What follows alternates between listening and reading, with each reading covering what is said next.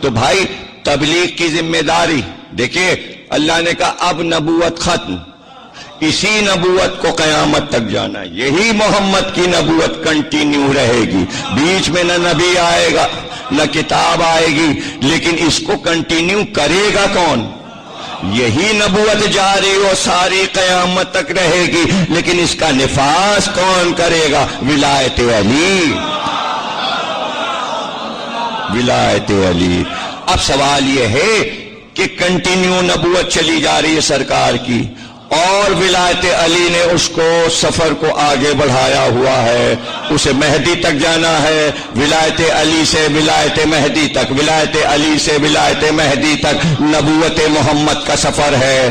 اب اس سفر میں کون سمجھائے گا اور کون تبلیغ کرے گا؟ نبی آئے گا نہیں، مہدی سے پہلے نبی آئے گا نہیں، مہدی سے پہلے امام آئے گا نہیں، تو اللہ نے کہا ایک قوم کو خل کریں گے جو یہ تبلیغ کرتی رہے گی، زبان سے نہیں، لوٹا کاندھے پہ رکھ کے نہیں، بستر سر پہ رکھ کے نہیں، اونچی شلوار پہن کر نہیں، بس ان کا کام یہ ہے، یہ ذکر اہل بیت کے لیے بیٹھ جائیں گے، گلی ہو، کوچہ ہو، شہر ہو، سردی ہو، گرمی ہو، برسات ہو، بس یہ ذکر نبی کرتے رہیں گے، ذکر علی کرتے رہیں گے۔ اب جسے تبلیغ لینا ہو وہ ان کی طرف دیکھتا رہے، یہ کہہ کیا رہے ہیں؟ کیا؟ اور اس میں بھی کوئی گھبراہٹ کی بات نہیں۔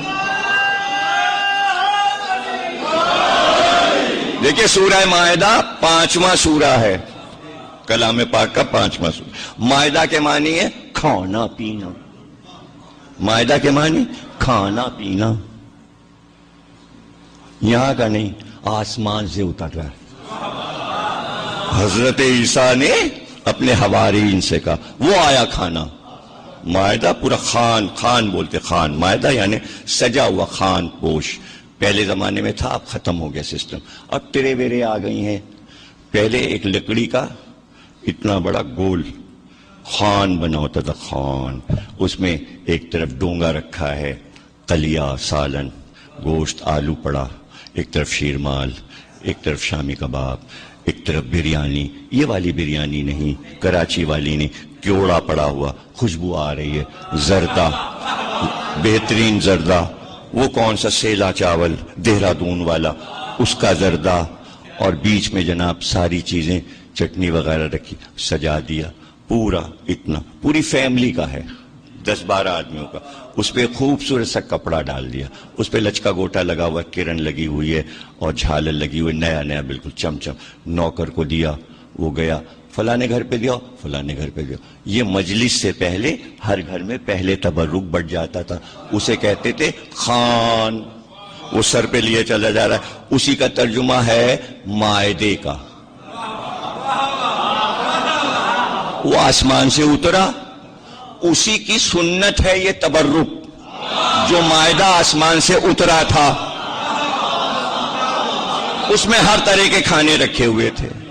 تو 5واں سورہ مائدہ۔ اب عجیب بات ہے، ولایت کی جتنی آیتیں ہیں سب سورہ مائدہ میں، کھانا کھانا کھانا۔ اب تو نہیں بھولو، کھانے والی بات تو ساری یاد رہتی ہے۔ رکوع میں انگوٹھی دی، اسی سورے میں آیت، علی ولی، اللہ ولی، نبی ولی، علی ولی۔ رکوع میں زکوٰۃ، اسی میں آیت، اسی میں یا ایھا الرسول بلغ، یا ایھا الرسول بلغ ما انزل الیک من ربک ولم تفعل، ہائے ہائے فما بلغت رسالتہ، تم نے تو رسالت کا کوئی کام ہی نہیں کیا۔ اگر یہ نہ کیا، اگر یہ کام نہ کیا۔ اور بھائی وہ کیا کہہ رہے تھے شیرازی صاحب؟ یا سے موقع لوگوں کے شر سے، اور اس کے آگے کی شیرازی صاحب بھول گئے، کہنے لگے ہم تو وَمِنَ النَّاسِ تک پڑھتے ہیں۔ اے میں نے کہا آگے کی تو پڑھیے۔ آج صبح ہم نے بلا کے قرآن تک یہ پر رکھا، ہم نے کہا شیرازی صاحب رات آپ کہہ رہے تھے کہ اس میں کافر کہاں ہیں؟ یہ آپ نے منبر پہ کیسے کہہ دیا کہ کافروں کے شر سے محفوظ رکھے گا؟ میں نے کہا تو آگے کہ ہاں یہ تو ہم نے پڑھی نہیں. یہ ہمارے شیرازی بھائی کہنے لگے ہم مقصر کی بات تھوڑی کر رہے ہیں، ہم اپنے شیرازی بھائی ذاکر کی بات کر رہے ہیں. کہنے یہ والی تو پڑھی نا، اب یہ آگے کی جو انہوں نے نہیں پڑھی وہ پڑھتے ہیں آج. کیا ہے وہ بھائی؟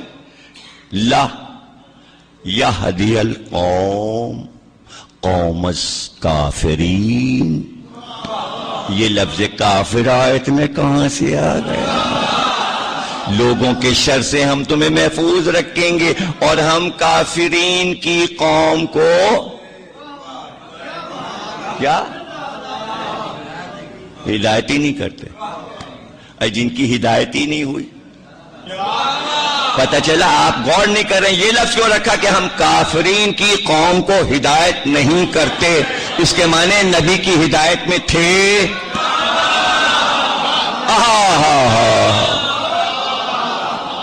ورنہ کافر سے ہدایت کا کیا واسطہ؟ اور میں نے کہا تھا جب سب مسلمان ہو گئے اور پیغام تو مسلمانوں کو دیا جا رہا ہے، 1 لاکھ یا 2 لاکھ حاجی تھے، خانہ کعبہ سے آئے تھے، تو یہ کہاں سے آ گیا کہ آپ اعلان کیجئے کافر کچھ شر نہیں کر پائیں گے؟ اور اگر یہ دیکھیں نا لا یہدی القوم الکافرین، یہ ٹکڑا آیت میں نہ بھی ہوتا، جیسے کہ غیب میں چلا گیا شیرازی صاحب کے لیے، اور ابھی بھی اگر چلا جائے تو کیا یہ کم ہے؟ لوگوں کے شر سے ہم تمہیں بچائیں گے. تو یہ حاجیوں میں شرری کہاں سے آ گئے ہیں؟ اور شر خود کفر ہے، کیا ثواب ہے شر؟ اور شر کا پتہ اللہ کو ہے اور نبی کو بچایا. تو جو بچایا جا رہا ہے وہ شر تھا کتنا بڑا، تو وہ تاریخ سے پتہ لگاؤ کہ وہ شر کیا تھا. وہ شر یہ تھا کہ پہاڑیوں پہ چھپ کے بیٹھ جاؤ اور جب نبی کا اونٹ گزرے تو اوپر سے پتھر پھینکنا، ناقہ بھڑکے گا اور رسول میں ناقے کے وادی میں گر جائیں گے. تو شر تو یہ تیار ہوا تھا کہ اعلان سے پہلے ہی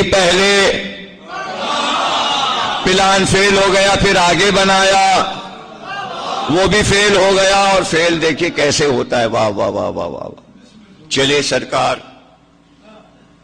اور اونٹ ایک ہی اونٹ گزر سکتا ہے. اعلان کرو حاجیوں کو، سب بھبڑ کر کے دیکھیے نا، یہ ہوتا ہے ایک دم جب تبرک بٹا ایک ہی در سے سب گھسے چل رہے نہیں، قطار بنا کے.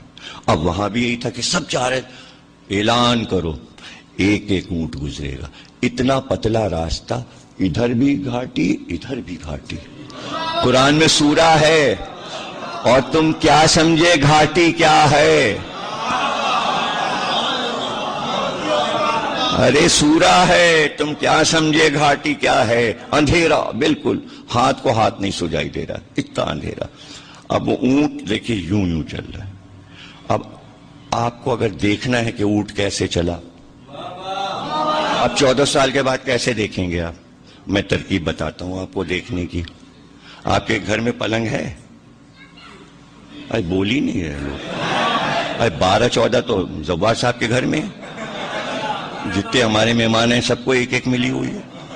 اچھا تو اس میں جو آپ ڈوری باندھتے ہیں، کھینچتے ہیں، اس کو یہاں کیا کہتے ہیں؟ ارے ہمارے منہ سے ہی نہیں نکلے گا. ڈان اخبار. اچھا وہ ڈون ہو جو بھی ہو، ہمارے لکھنؤ میں کہتے ہیں اس کو چارپائی کی ادوائن.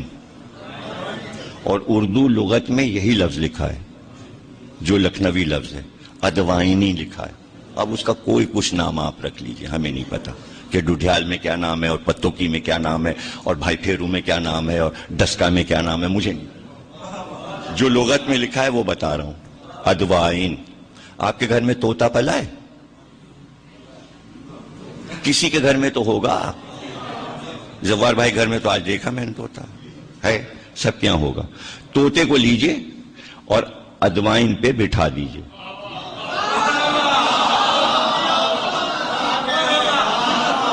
آپ دیکھیے وہ کیسے چلتا ہے. اسے کہتے ہیں ادوائن پہ طوطا چلنا، یہ محاورہ ہے، یہ بتانا تھا۔ تو وہ اتنے سنبھل کے چلتا ہے کہ گر نہ جائے، گر نہ جائے۔ ایک طوطا بیٹھا ہوا تھا الگنی پہ، جس پہ کپڑے ڈالتے ہیں، اور اس کے دونوں پیروں سے ڈوری لٹک رہی تھی، ایک ادھر سے ایک ادھر سے۔ ایک صاحب آئے، انہوں نے صاحب خانے سے پوچھا، بھئی یہ کیسا طوطا ہے، یہ ڈوریاں کیوں لٹک رہی ہیں؟ کہنا یہ تو بڑے کمال کا طوطا ہے جناب، ادھر کی ڈوری کھینچیے تو یہ شوکت رضا شوکت کی مجلس سنانے لگتا ہے، اور ادھر کی ڈوری کھینچیے تو عقیل محسن کی مجلس سنانے لگتا ہے۔ اور یہ کہنے لگے ایسا تو طوطا ہی نہیں دیکھا۔ اب وہ طوطا دیکھے بیٹھا ہوا ہے، آپس میں باتیں ہو رہی میزبان اور مہمان میں، تو وہ کہنے لگے اچھا اگر دونوں ڈوریاں کھینچ لی تو کیا ہوگا؟ تو اس سے پہلے کہ وہ بولتے، طوطا کہنے لگا پاگل ہو گیا، گر نہیں جاؤں گا میں۔ تو طوطا ہوتا سمجھدار ہے۔ اچھا جیسے آپ کے یہاں طوطا سمجھدار ہوتا ہے، عرب میں اونٹ سمجھدار ہوتا ہے۔ اب اس کو پتا ہے وہ سرکار کی اونٹنی ہے اور ہماری پشت پہ رسالت ہے۔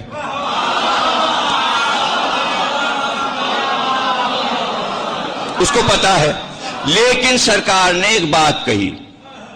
سرکار نے جب اونٹنی چلنے لگی، یہ سب کچھ صحیح بخاری وغیرہ وغیرہ میں لکھا ہے، یہ کوئی اپنی طرف سے نہیں کہہ رہا ہوں، ساری تاریخ کی کتابوں میں لکھا۔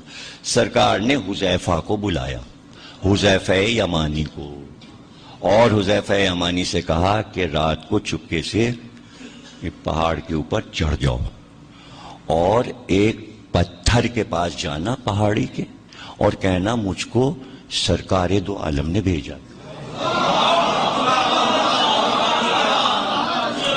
حذیفہ چلے گئے، بڑے نمازی پرہیزگار، مرتے دم تک نمازیں عبادت روزہ، اتنے متقی تھے کہ میں آپ کو کیا بتاؤں۔ اور جتنی نمازیں پڑھی ہیں حذیفہ نے کبھی ایک رکعت میں بھی شک نہیں کیا، اس لیے کہ ولایت علی پہ تھے۔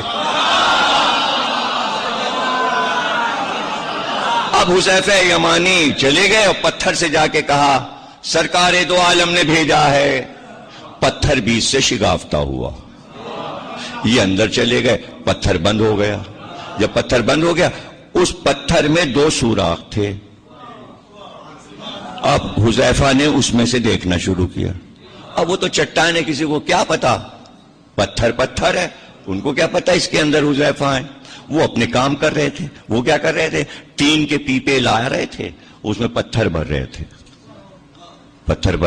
اور اس پہ ڈھکنے لگا رہے تھے کہ جب سرکار کی اونٹنی آئے گی تو اوپر کی پہاڑ سے سارے پیپے پھینکیں گے، کھڑ کر وہ لڑکتے ہوئے آئیں گے، آواز ہوگی، اونٹ گھبرائے گا، بھاگے گا، پریشان ہو جاتا ہے۔ اونٹ کا بھی مسئلہ آپ کو بتا دیں، اونٹ صرف اچھی آواز پسند کرتا ہے، جہاں کوئی بری آواز آئی وہ بھاگا اور پاگل ہو گیا۔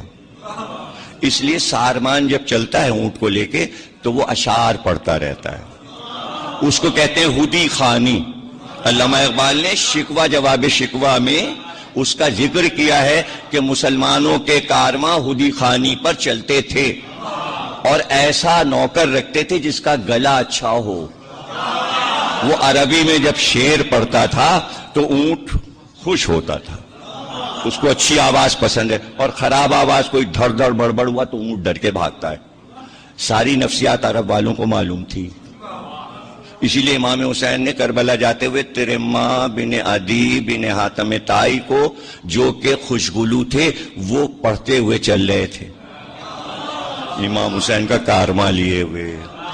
اور جب اونٹ چلا بارات میں حضرت علی کے تو آگے آگے جو چل رہی تھیں خواتین وہ پڑھ رہی تھیں کائنات کی عظیم ترین عورت، عظیم ترین انسان علی کے گھر بیاہ کے جا رہی ہے، اور اونٹ سن رہے تھے قصیدے اور چل رہے تھے۔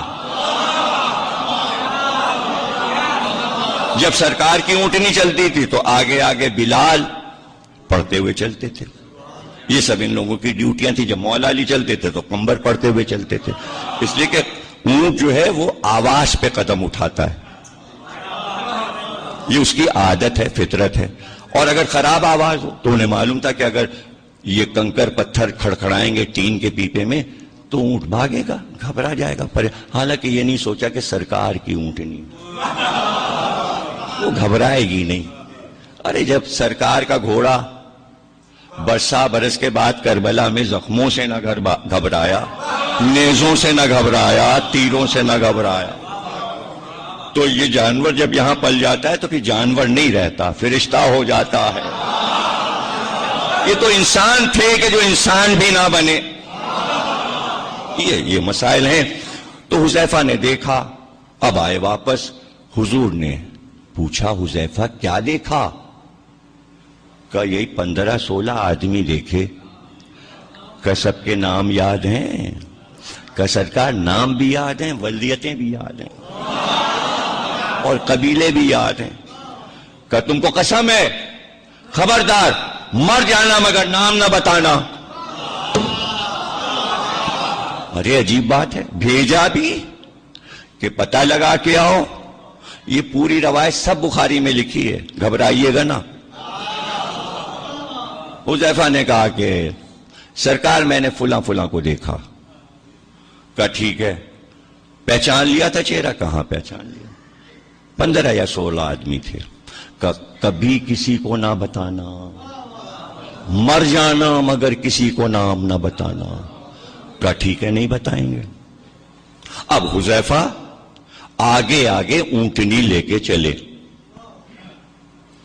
آگے آگے وہاں سے گزرنا ہے وادی سے. تو حذیفہ اونٹنی لے کے چل رہے ہیں اور نام ان کو معلوم ہے.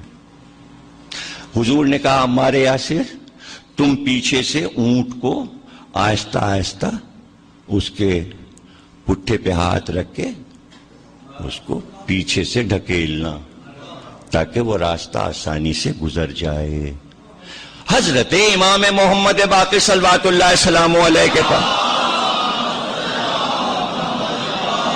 راوی نے کہا کہ وہ نام جو حذیفہ کو معلوم تھے وہ تو کسی کو انہوں نے بتایا ہی نہیں, تو پھر ہم لوگوں کو کیسے پتا چل گئے؟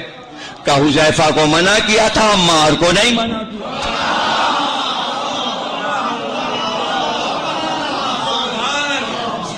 اب یہ تو مسئلہ رہ جائے گا نا کہ عمار کو کیوں نہیں منع کیا اور حذیفہ کو کیوں منع کیا.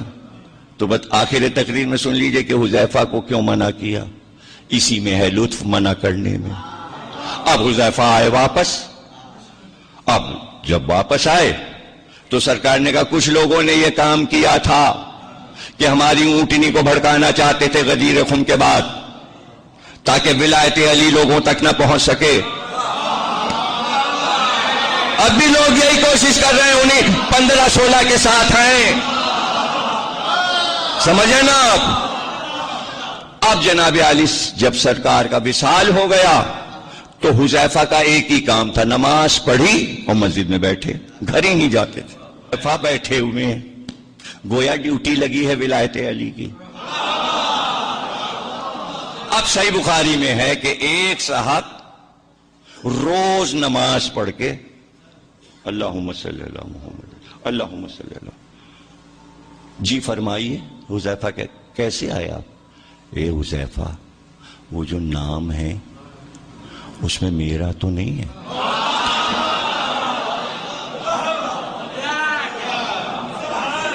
ابھی بہت ہے, آگے بہت ہے, کل عرض کروں گا. یہ تو تقریر ختم ہو رہی ہے, آخری جملہ کہنے جا رہا ہوں. روز پوچھتے تھے حذیفہ, کہتے تھے میں نہیں بتاؤں گا, سرکار نے منع کیا, میں نہیں بتاؤں گا. یہاں تک کہ برسا برس گزر گئے, کئی برس گزر گئے, 20-25 برس گزر گئے. ایک دن کہنے لگے حذیفہ ہم روز پوچھتے ہیں کہ بتاؤ تم نے پتھر کے پیچھے سے ہم کو دیکھا تھا کیوں نہیں دیکھا تھا, اور تم بتاتے نہیں ہو. کہ ہم نہیں بتائیں گے. تو غصے میں کہنے لگے بتاؤ یا نہ بتاؤ, میں بھی تھا.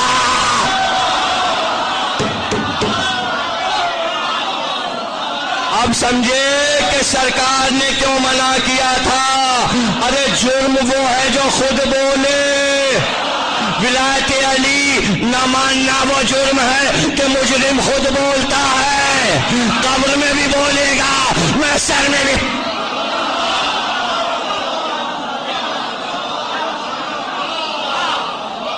آپ سلامت رہے. تقریر ختم ہو گئی. یہ شہزادی کی آواز تھی.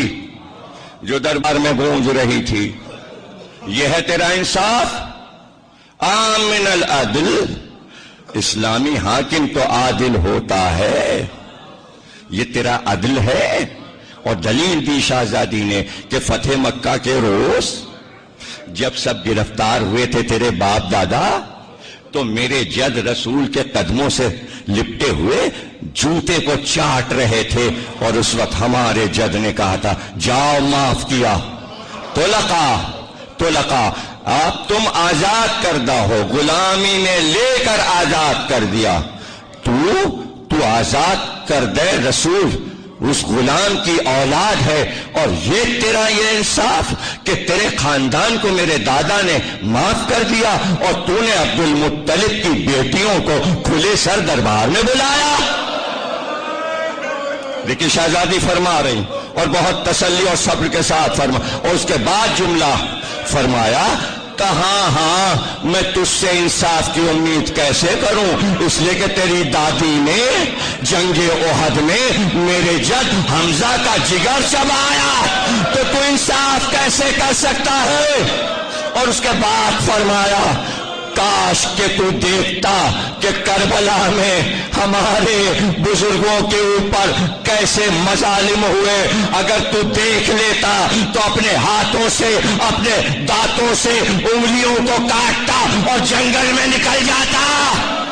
ہم وہ مظالم دیکھ کر آ رہے ہیں، ہاں ہمارے یہ بزرگ اپنے قدموں سے چلتے ہوئے شہادت گاہ کی طرف چلے گئے، لیکن تو پچھتائے گا، اور وہ دن کہ جب محشر میں ہم آئیں گے اور ہمارے سامنے تجھے مجرم کی طرح لایا جائے گا تو اللہ کی بارگاہ میں پناہ نہیں پائے گا، اور اب تیری زندگی کے دن تھوڑے سے رہ گئے، محلن محلہ ولا تکش جہلا، اب یہ تیری بزم اجڑنے والی ہے، یہ تیرا مجمع منتشر ہونے والا ہے، وہ دن آنے والا ہے کہ تیری حکومت کا خاتمہ ہو جائے گا۔ بس یہ خطبہ جو دیا تو اس نے خیزران کی چھڑی کو ہاتھ میں لے کر ایک بار کان پوش کی وہ جو چادر پڑی تھی ہٹایا، اور ایک چمکتا ہوا موتی نظر آیا، ایک بار اس نے چھڑی سے اشارہ کر کے کہا اے حسین ابن علی، تمہارے دانت بڑے خوبصورت ہیں، تمہارا دہن بڑا خوبصورت ہے۔ ایک بار صحابی زید بن ارقم اٹھا اور اس نے کہا چھڑی کو ہٹا لے، میں نے دیکھا ہے کہ ان ہونٹوں پر رسول اللہ اپنے